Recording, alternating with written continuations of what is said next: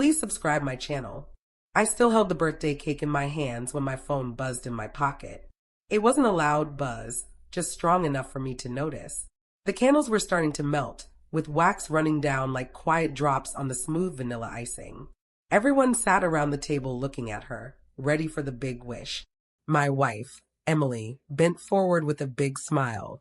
The kind she put on for company, one that didn't light up her eyes like it used to. Go ahead and make a wish, honey, I told her. My words came out steady, but deep down, part of me broke a little. She didn't wait. She didn't even glance my way. She just said clearly, "My wish is to never have to touch you again." Then she blew out all the candles. People burst out laughing at the table. Glasses clinked together. Someone clapped loudly. She brushed it off with a wave, like a comedian finishing a good joke. "Come on, don't take it seriously," she said in a light voice. "It was only a joke." I forced a smile. Then my phone buzzed once more, and this time I knew right away what the message was. I slipped out of the room without a sound.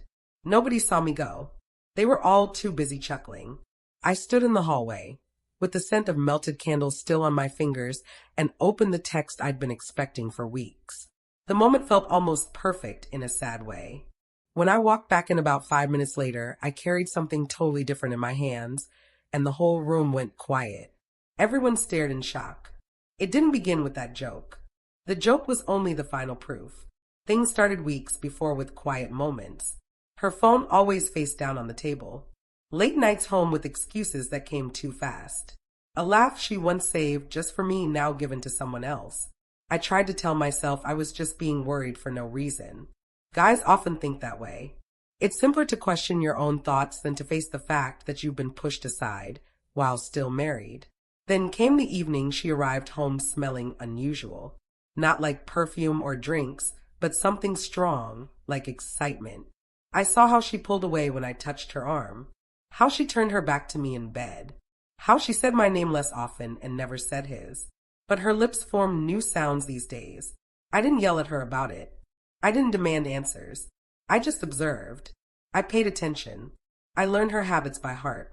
She believed she hid things well. She didn't. No one really does when they feel that passion or desire hides them from view. A backup email account left open by mistake one time. A shadow caught in a dark screen during a video chat. She thought I was too far away to hear anything. And then the calendar note she didn't delete. Dinner with M. Only one letter. But that was plenty. First came the shock, then the refusal to believe it. Then a cooler feeling. Something clearer. I quit letting feelings take over. Feelings mess up clear thinking. Instead, I got ready. I saved copies of call logs. I brought back erased texts. I followed her one time, only once, long enough to find out where the secrets were. And then I waited, because real facts hit strongest when they show up on a happy day. I acted like everything was fine, better than fine. I was caring, calm, and there for her. But inside, my mind was sharp and tense. Every grin from her seemed fake. Every hug felt like it belonged to the past. I went over old talks in my mind, spotting where the truth faded and honesty slipped away. At night, while she slept, I looked at the dark ceiling and counted breaths. Hers, mine, wondering when we stopped sharing the same rhythm. The proof piled up in an orderly way. Pictures stored on a secure drive, texts saved, dates matched, lies connected. I took my time.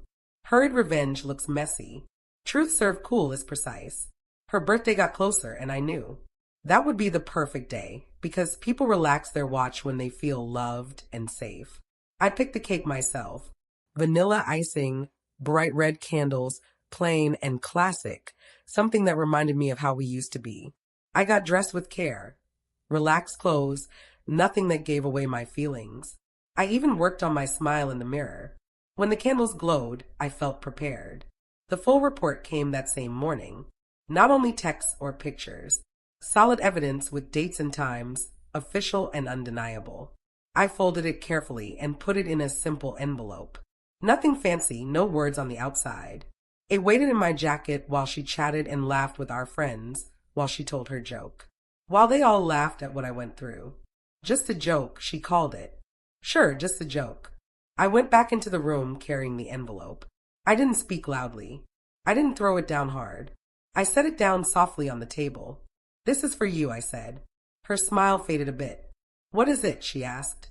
Open it and see. First confusion, then irritation, then a quick flash of something else. Worry, perhaps. She tore it open. The room grew silent quickly. Her gaze scanned the pages. Her face lost its color. She glanced up at me, lips parting, then closing. No words escaped. Guests around us moved in their seats, feeling awkward. Someone wondered aloud what was inside. Nobody replied. I leaned closer a little. Don't take it seriously, I said quietly. It's only the truth. She fell apart then. Tears flowed. She denied it all. Soft excuses that didn't matter now. I remained calm. Staying in control speaks louder than anger. I didn't describe what happened. I didn't protect my side. I didn't shout. I let the documents speak for me. I let her fall to pieces in front of everyone who saw her as perfect. Then I removed my wedding ring and placed it next to the cake.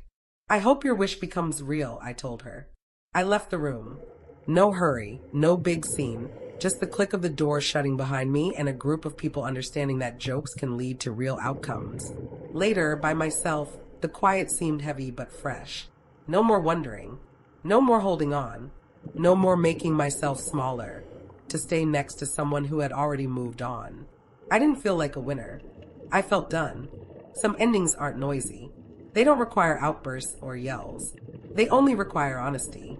She no longer held the control she believed she had.